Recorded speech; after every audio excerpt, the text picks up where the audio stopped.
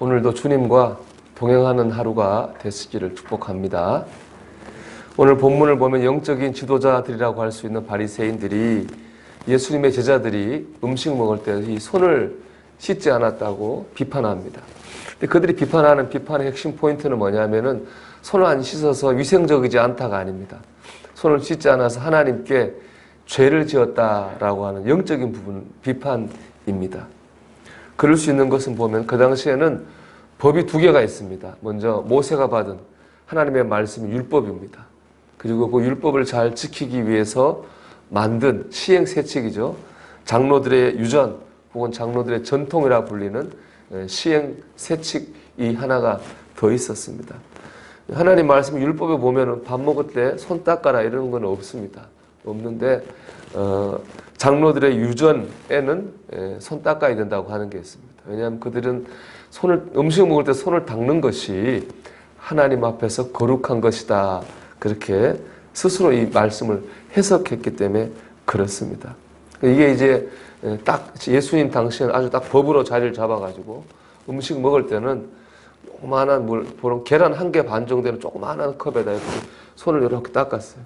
제대로 닦는 것도 아니죠, 그죠? 그냥 이렇게 닦았습니다. 그냥 그게 거룩이라는 겁니다. 근데 이건 당시 서민들이 지키기 어려웠습니다.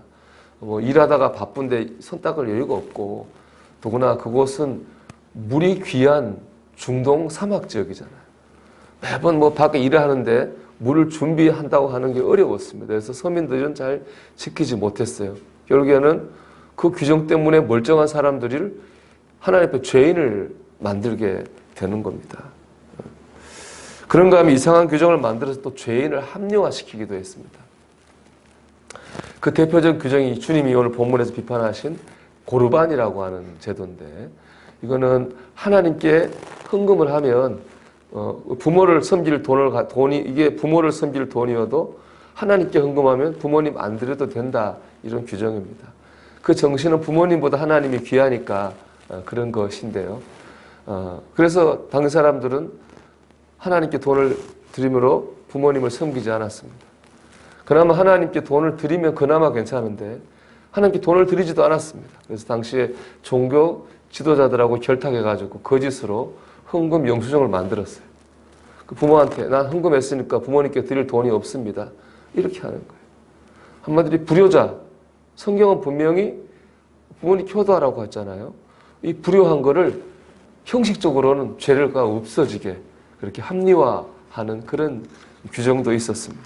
그러니까 참 이게 문제죠. 그러니까 주님께서 말씀하시는 겁니다. 본문에서 중요한 것은 규정이나 형식이 아니라 중요한 건 진실한 마음이라는 거예요. 그래서 오늘 본문 18절에 이렇게 말씀하고 있잖아요. 입에서 나오는 것들은 마음에서 나오나니 이것이야말로 사람을 더럽게 하느니라. 이렇게 말씀합니다.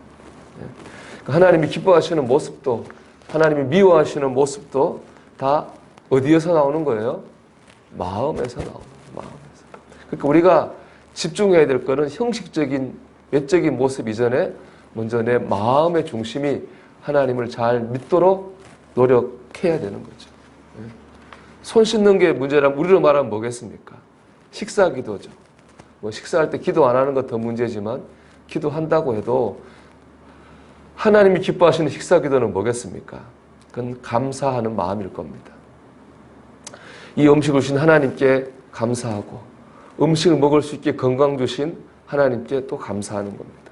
그리고 이 음식이 내게 들어올 때까지 수고한 사람들에게 감사하는 마음을 가지고 기도한다면은 그 기도는 하나님이 기뻐하시는 식사 기도일 거예요.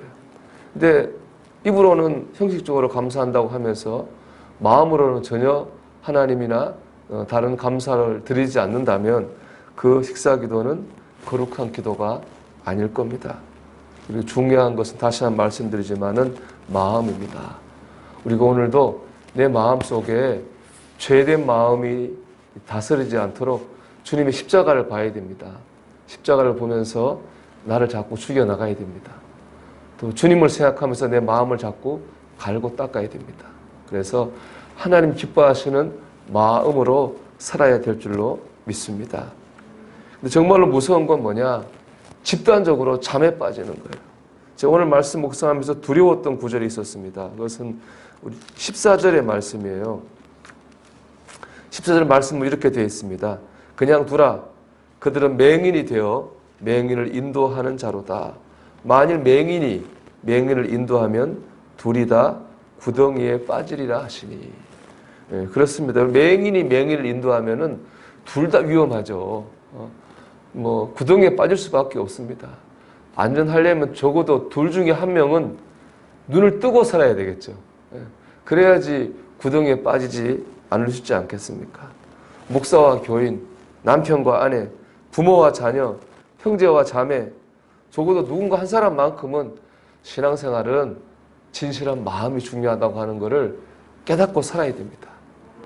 그렇지 않습니까? 그래야지 되는 거죠. 형식적이고 습관적인 신앙생활을 하지 않으려고 노력해야 됩니다. 그래야 적어도 부부가, 교회가, 가정이, 부모와 자녀가 하나님의 인도하심 가운데 있을 수 있습니다. 망하지 않을 수 있는 겁니다. 여러분, 내가 그 사람이 되기를 바랍니다. 내가 뭘 해서가 아니라 사람들한테 이래라 저래라 말해서가 아니라 내가 진실한 마음으로 살아가는 그 신앙생활을 통해서 선한 영향력을 끼쳐야 되는 것입니다. 바라기는 우리가 그런 믿음의 선한 영향력을 끼치는 사람이 되기를 바랍니다. 오늘도 내가 주님이 기뻐하시는 삶을 살아야 되겠다 그런 마음으로 살아가는 가운데에 우리가 선한 영향력을 끼치며 다른 사람을 선한 곳으로 인도하는 저와 여러분의 삶이 되기를 주님의 이름으로 축원합니다. 기도하겠습니다.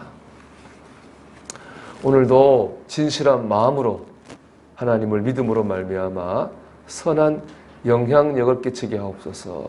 기도드리겠습니다.